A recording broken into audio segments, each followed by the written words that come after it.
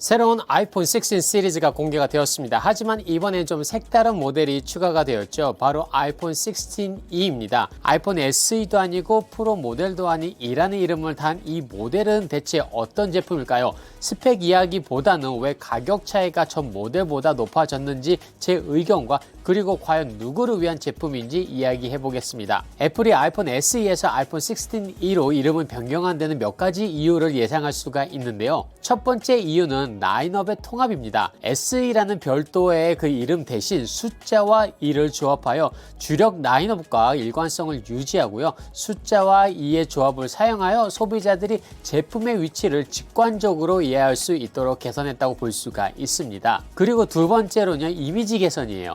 SE는 스페셜 에디션의 약자로 일부 소비자들에게는 이전 세대의 디자인이나 기술을 사용하는 모델로 인식이 될 수 있었습니다. 그러나 16e라는 이름을 통해 최신 기술과 디자인을 적용한 모델임을 강조하고자 했을 수도 있습니다. 그리고 세 번째는 마케팅 전략인데요. 최신 모델, 예를 들어서 아이폰 16 시리즈와의 연관성을 부여하여 더 현대적인 브랜드 이미지를 구축하고 이를 붙여 이코노믹 또는 이센셜을 연상시키며 보급형 모델이지만 최신 기술을 갖춘 제품이라는 메시지를 전달하고자 하지 않았을까라는 생각이 듭니다. 그냥 SE가 아니라 나 16 라인업이야 그런 느낌 있잖아요. 즉 이번 아이폰 16e를 보면 지금부터의 애플의 전반적인 제품 전략과 브랜드 포지셔닝을 보여주는 것 같고요. 향후 보급형 모델도 주력 모델과의 연계성을 강화하려는 의도로 해석될 수 있습니다. 그럼 간단하게 주요 스택만 정리해 보겠습니다. 디자인을 보면요, 알루미늄 프레임의 블랙 화이트의 무광 마감으로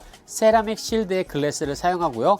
무게는 167g으로 아이폰 16의 170g보다 살짝 가볍습니다. 밝기는 일반으로는 800니트, HDR로는 1200니트로 아이폰 16의 야외 2000니트의 옵션은 없고요. A18 칩을 탑재하여 CPU 뉴럴 엔진은 아이폰 16과 같으나 GPU가 4코어로 살짝 아이폰 16과는 다르고요. 카메라는 48메가픽셀 퓨전 광각이며 최대 10배의 디지털 줌이 있으며 또한 최대 26시간 동영상 재생이 됩니다. 충전은 USB-C로 되면서 이제는 애플에서의 라이트닝이 사라졌어요. 많이 아쉬웠던 점은요, 맥세이프 호환이 안 된다는 것인데요. 요즘 액세서리가 맥세이프 중심으로 많이 나오는 가운데 조금 아쉬웠습니다. 그리고 색상이 조금 더 다양하게 나와줬으면 하는 아쉬움도 있었고요. 그럼 가격을 보겠습니다. 아이폰 16는 미국에서는 599불, 한국에서는 99만원부터 시작을 하는데요. 아마도 가격을 보고 많은 이야기가 있는 것을 볼 수가 있습니다. 전 모델의 아이폰 SE의 429불 59만원으로 이전 아이폰 SE보다 170불, 40만원이 비싼 거예요. 그 이후로 많은 분들이 디스플레이, 프로세서, 카메라 업그레이드로 많이 올린 것 같다는 의견 또한 있는데요. 반도체와 디스플레이, 카메라 등 주요 부품의 가격 상승과 그리고 인건비 증가로 인해 전체적인 생산 비용이 높아진 부분도 분명히 있을 겁니다. 그리고 환율 변동도 높겠죠. 하지만 제 개인적인 생각으로는 애플이 향후 관세 인상을 대비해 미리 가격을 조정한 것이 아닐까 싶어요. 현재 미국 정부가 철강 및 알루미늄 제품에 대해 25% 관세 인상이 논의 중인데 아이폰 16e의 주요 소재가 알루미늄입니다. 만약 신제품 공개 후 25% 추가 관세가 부과된다면 애플 입장에서는 큰 손실을 감수해야 하고요.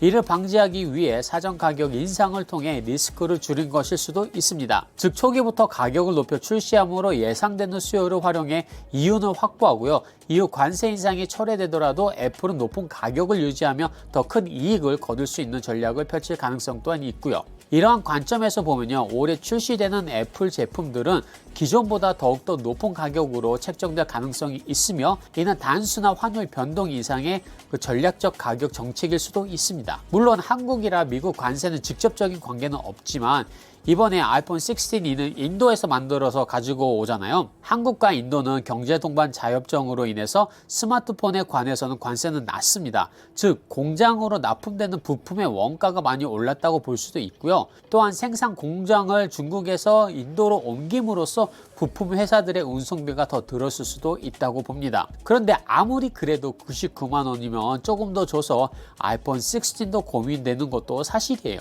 그럼 이번 아이폰 16은 누구를 누구를 위한 것이냐? 아주 기본적인 기능만 필요한 사람과 아이폰 입문을 하시는 분들에게 좋은 폰이지 않을까 합니다. 복잡한 기능보다는 기본적인 스마트폰 사용을 중요시하고 아이폰의 생태계를 경험하기에 좋은 폰인 듯해요.